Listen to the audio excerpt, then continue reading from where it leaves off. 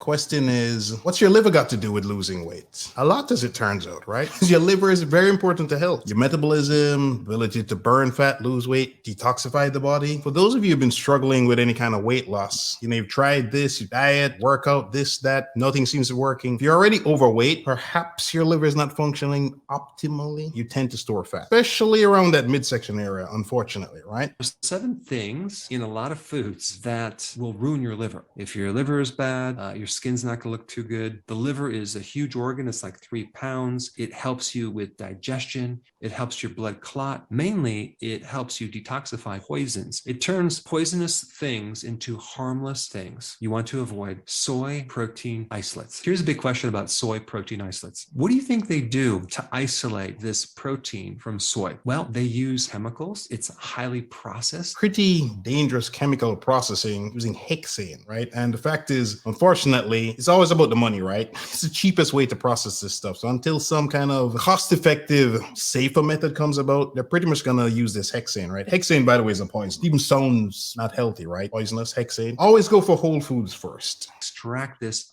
concentrated protein. And to do that, they have to use something called hexane. That's a petroleum byproduct. It's a solvent. It's not good for the liver. It's actually a neurotoxin. So think about this, a solvent, right? That's something to dissolve things. It's kind of like Coca-Cola, right? Pepsi. When you Google some of the uses you can do for this stuff, it can be used to clean toilets really well or get the corrosion off of a battery in the car. So what do you think that's doing to your insides? This may sound like an exaggeration, but it's not an exaggeration. It is a poison. It is a harsh substance. Think about that, right? You can use something to clean something or dissolve something and you're consuming that something. Even if it's theoretically safe or safe enough, nothing good can come of this. So when you look at like diet shakes or diet powders or protein bars or veggie burgers, always read the label. I preached this in so many shows, right? That was one of the biggest things that helped me when I started to lose weight is I actually started to read the damn labels. And when you see names that you cannot pronounce and you have no clue what the hell this stuff is, just take your phone and Google it. And inevitably, you'll see also the bad crap, whether it's linked to infertility, issues with hormones, or something with your hair, or your skin, or your this, or your that. Read the labels, man.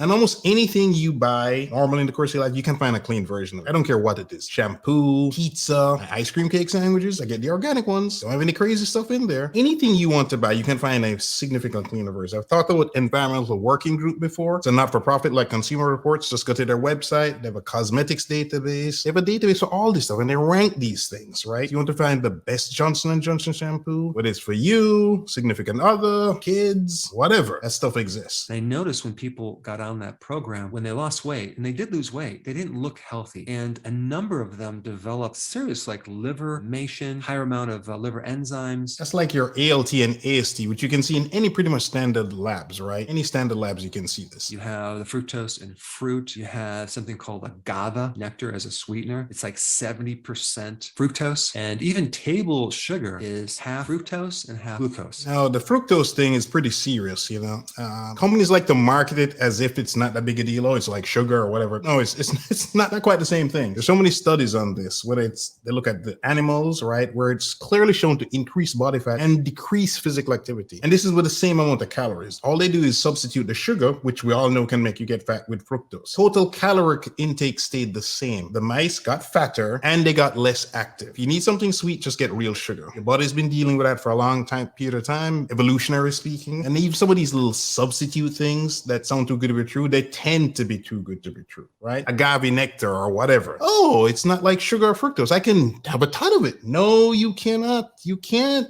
There's no free lunch. You can't just find some magical sugar substitute and go ham on it, right? That does not work. It's not metabolized by all of your cells. It's only metabolized by your liver. So anytime you consume fructose, your liver has to deal with this sugar. And this is why people that consume a lot of high fructose corn syrup, boy, they just develop a fatty liver. You see, this is the other problem, right? The high fatty liver disease, right? That's serious. And it's just like it sounds. It's just fat on your liver. That sounds disgusting. And it is disgusting. And clearly not healthy. Because as I said at the beginning of the show, your impaired liver function is going to have a domino effect on multiple things. We're focused on weight loss here, right? And potentially muscle gain or muscle maintenance. But clearly, if your liver is not functioning properly, your ass ain't losing any fat, no matter how hard you bust your ass in the gym. So it is clearly very important. And you notice they're doing these comparisons with sugar. It's not like they're comparing fructose to something not known to make you fat if you consume too much of it, right? Right off of, and you're like, wow, it's low, I'm going to go ahead and eat it. And you don't understand that the liver has to metabolize that specific sugar. And indirectly, it creates a lot of problems, especially with insulin resistance. Insulin resistance. That's how a lot of us get fat. When I was pre-diabetic, my insulin sensitivity sucked.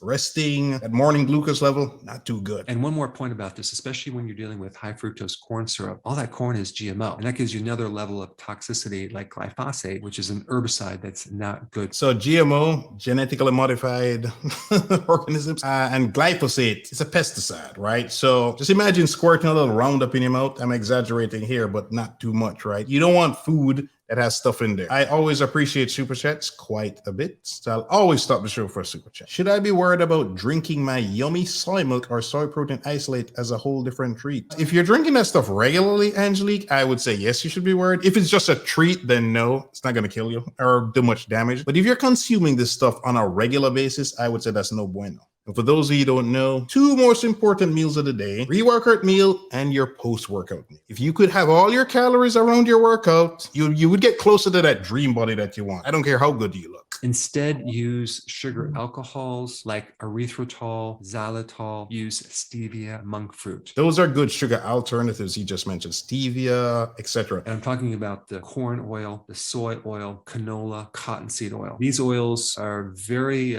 processed. They're very oxidating to your tissues. Oxidative, that's putting stress on your body in layman's term, right? I mean, these things are really, really not good. I mean, there's so many things wrong with them. I mean, they're shown to do the weight gain, they can drowsiness, skin problems for you guys and ladies out there, digestive issues. There's some links to cancer as well. I think even diabetes, I like this out the top of my head as well. There's no need to use these things. A better alternative is extra virgin olive oil. That's my go-to for cooking, extra virgin. You can also cook with coconut oil as well, but depending on how high the temperature gets, then you're more likely to need the extra virgin olive oil. So I just pretty much cook with extra virgin olive. An average person in the US consumes about 70 pounds of this vegetable oil. 70 pounds? God damn, I didn't even know that. The healthy fat type things, right? Cod liver oil, salmon, etc. Salmonella, the healthy good fats. So this is the good fats now, right? Your avocados, etc. Things like that. And just as an FYI, there was a meta-analysis with over 72 different studies that showed that there's no benefit from shifting from saturated fats to unsaturated fats. That was surprising to me when I found that out. No benefits. Zero benefits. In fact, I like saying that. Zero benefits. I like that. Because you are determined to transform your body, you made it to the end of this video. To get more tips about how to look great and feel even better, check out one of these videos you see on the screen. I'm sure you'll enjoy them. So later's my massive. Me a go long now. For those who don't speak Jamaican patois, that's goodbye, my people.